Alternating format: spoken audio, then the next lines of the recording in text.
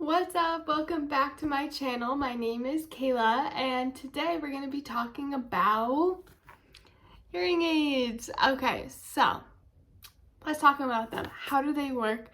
Should I get them? Which one should I get? Should I get behind the ear, in the ear? Do I need a cochlear implant? Well, let's talk about it. So I was born, first I just want to say I've been getting a lot of hate comments, so this is my opinion. Okay, opinions can't be right or wrong, unfortunately. So if you disagree, it doesn't mean I am harming the deaf community. It's just you didn't like my opinion and you wanted to be mean about it. So I wear behind the ear hearing aids. When I was born deaf. My first language was American Sign Language. And when I got older, my hearing progressed into hard of hearing, and now I am hard of hearing deaf. I say hard of hearing because I get a lot of backlash and hate from people because they say you can talk, you can't be deaf. And that's kind of me. I can't be qualified as deaf. It's just I prefer to say hard of hearing. So my first set of hearing aids were these behind the ear hearing aids. Basically mean the sound is getting inputted through here and it travels. You can increase, decrease the volume. And here's your ear mold. You get it fitted to your ear. It takes a couple of weeks and they are literally what they're called, behind the ear. So let me put it in. You put the ear mold in first and then turn it on. And here's what they look like from the side. And you can also add, like at the bottom, you can add a device that is kind of bigger, and if you're in school, it can go with the teacher, so you can hear directly from what the teacher's saying. The only negative thing I've ever said about FM systems was that the teacher always forgot that they had it on, so they were gossiping with other teachers about other students, and I would be able to hear it. Which isn't like my problem, it's their problem, but definitely be careful if your kid is wearing it. And then you also have in the ear hearing aids, which can be like this, and they just could fit in the ear. Nothing is behind the ear. And then you have cochlear implants. Those are for profoundly deaf people, and it's an implant in your brain. And you do get like, it's kind of bigger hearing aids that connects to the implant.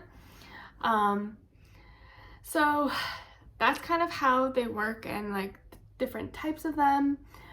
I do have to say, hearing aids have been making leaps with technology. You can now connect it to your tablet, to your phone, to your TV, kind of anything and everything.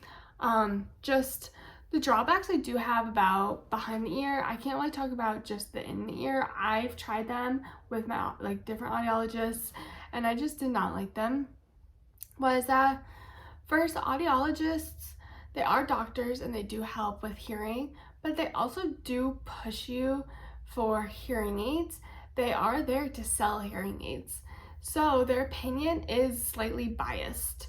I know I have audiologists watching me, and I know that you guys give me the most hate comments because I talk the truth about hearing aids and your main job is to sell hearing aids. Sorry, I'm getting frustrated just thinking about it. Kind of listen to the person before just pushing hearing aids on them. Sometimes they don't like it. Like, I really prefer lip reading over hearing aids because though I can't connect it with like my tablet, my iPad, my phone, I don't like hearing artificialness. Hearing aids will always have a tiny bit of an artificial sound, whether audiologists agree with that or not. There's always a tiny bit of artificialness. Sometimes the apps that you use, like to connect hearing aids in your phone, they glitch. They don't work. They're like anything is technology. Then in the ear, as you could probably see, is look at all the earwax. I have a lot of earwax and it builds up. And then here it gets really hard and it's supposed to be soft. And then you have to go in. And then my hearing aids break because if I was in the rain, then it broke. If I was sweating too much playing sports, they broke. You have to like get them checked all the time. It's honestly just a really big inconvenience. The pricing is crazy. My grandmother actually got her hearing aids at Costco for a cheaper price, but then Costco just recalled a bunch of their hearing aids because they realized they all sucked and they didn't really work. I've worked with a couple of companies from Amazon, and again, like, it wasn't tailored to your ear itself. It's really hard to find a perfect hearing aid that will last a long time and go towards your lifestyle. I know a lot of parents, when they have a deaf kid, they just slap a cochlear implant on you. But as someone who grew up deaf and hard of hearing, that is not fixing anything. That's like a band-aid over a gaping cut. Like, you can kind of help with some things, like it does help in school, but then at the same time in my IEP plan, I had to sit in front of the whole entire class to look right at my teacher so I can supplement my hearing aids with lip reading. So it's not an end-all be-all. It's a tool to sometimes help, but at the same time, when there's a lot of people saying this isn't working, like, it's for a reason, and audiologists just don't get that. They just think it's amazing, everyone should wear it, but like, it's not. It's really actually frustrating. Batteries are expensive, and you have to get a certain one.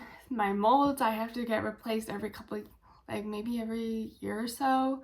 My tubing gets really hard really fast, especially in the winter, so I have to get that replaced. It is something that you consistently have to keep up with, and it's not as easy as just getting a hearing aid and thinking you're gonna hear in crowded places like New York City. Gone. I can't hear a single thing, as if like if someone's in front of me, it's really hard to focus on them because my hearing aids is picking up everything. So there's a lot of good things to hearing aids, but there's also a lot of negatives and drawbacks. And that's mostly why I started this channel, is A, teach sign language, American Sign Language, and B, talk about the truth of hearing aids, because too many times I've had friends or family say they didn't like their hearing aids and they thought it was something different, but their audiologist kept telling them, it's fine, you're gonna be fine, you're gonna hear, you're gonna be fine. But then they didn't realize that audiologists have a stake in selling hearing aids. So they're a salesperson, but a doctor of audiology at the same time, which I feel like is like the worst type of doctor if they are being pushed to sell stuff. So yeah, I know I'm probably gonna get so much hate comments. And again, this is my opinion. This is based off of my experience of over 13 years with hearing aids.